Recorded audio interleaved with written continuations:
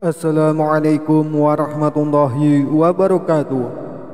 Saudaraku yang dirahmati Allah, selamat datang kembali di channel Nun Wawro, sumber pengetahuan Islami yang akan memompa semangat dan memenuhi jiwa dengan cahaya ilmu. Saatnya kita berkumpul kembali untuk memperkaya diri dengan pesan-pesan Islami yang akan membimbing kita dalam perjalanan spiritual kita. Hari ini kami membawa topik 6 amalan ringan penghapus dosa masa lalu yang pasti akan memberikan wawasan dan inspirasi yang tak ternilai. Jadi pastikan Anda untuk bertahan sampai akhir video ini.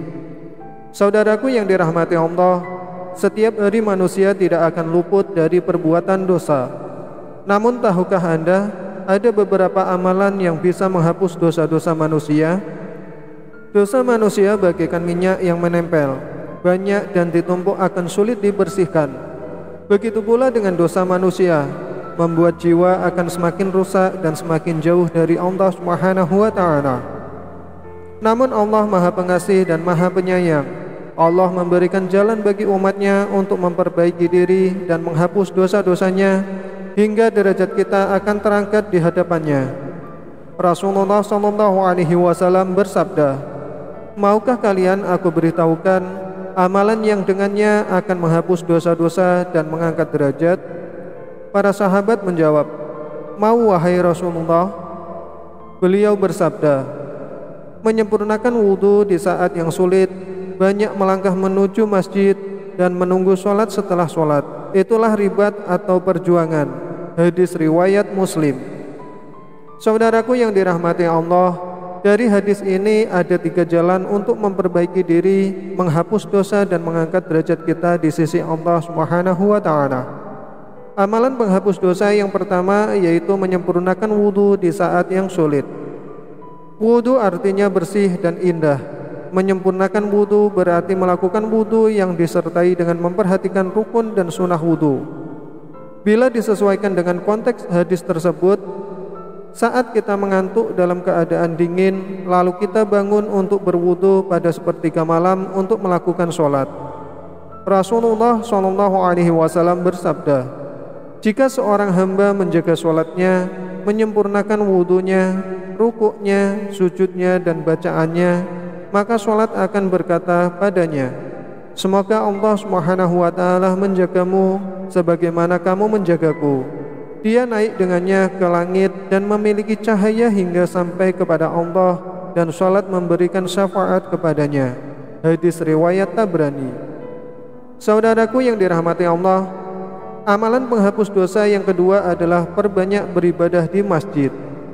Bukan berarti hanya perjalanan sampai masjid lalu pulang dan tidak melakukan apa-apa, tetapi bersegeralah datangi masjid setelah azan berkumandang agar bisa sholat berjamaah di awal waktu. Setiap ayunan langkah kita menuju sholat jamaah di masjid dapat ampunan atas dosa dan meninggikan derajat kita di hadapan Allah Subhanahu wa Ta'ala. Berjalan menuju rumah Allah dan memakmurkan masjid ini adalah amalan yang mulia.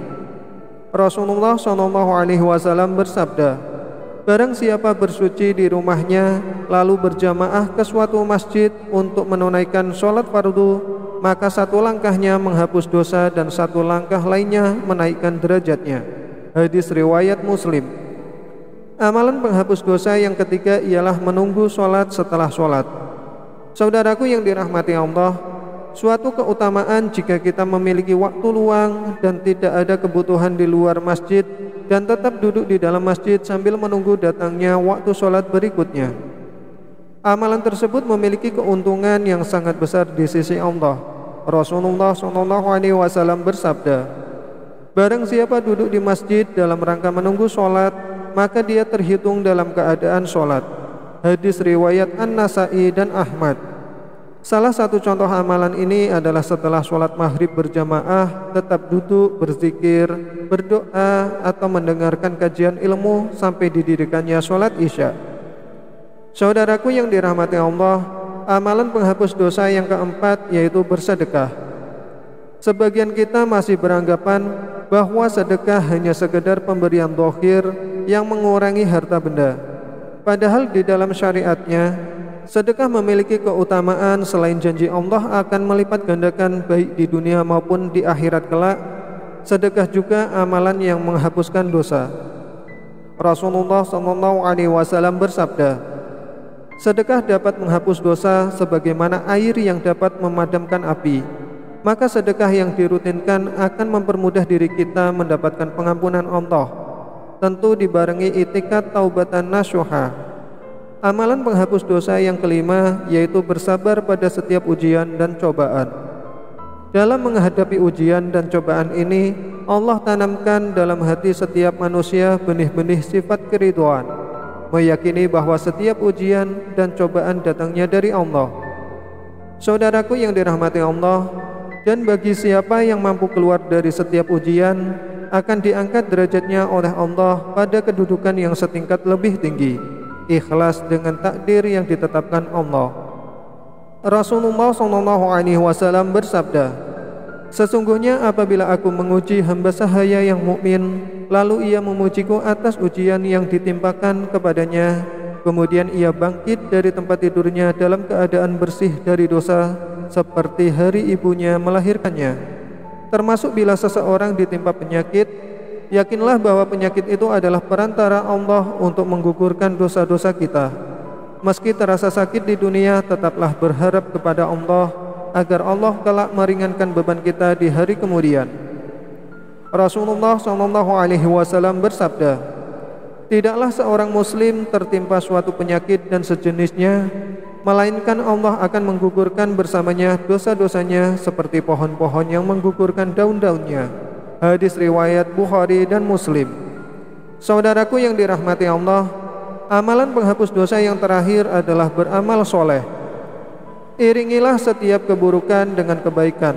Artinya upayakanlah dengan maksimal setiap kesempatan untuk mengerjakan amal soleh. Sebab dosa dan keburukan yang kita lakukan akan ditutupi oleh banyaknya amalan soleh dan kebaikan yang dikerjakan.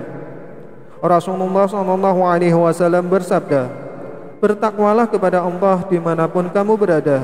Ikutilah kejelekan dengan kebaikan yang menghapusnya, dan bergaullah dengan sesama manusia dengan akhlak dan perilaku yang baik.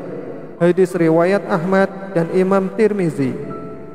Saudaraku yang dirahmati Allah, demikianlah pembahasan pada video kali ini. Kami berharap konten ini bisa bermanfaat untuk kita semua, dan jangan lupa untuk subscribe channel kami serta aktifkan lonceng notifikasi agar kalian tidak ketinggalan video Islami yang akan memberikan inspirasi bagi kalian. Sebelum kami mengakhiri, mari kita berdoa bersama-sama.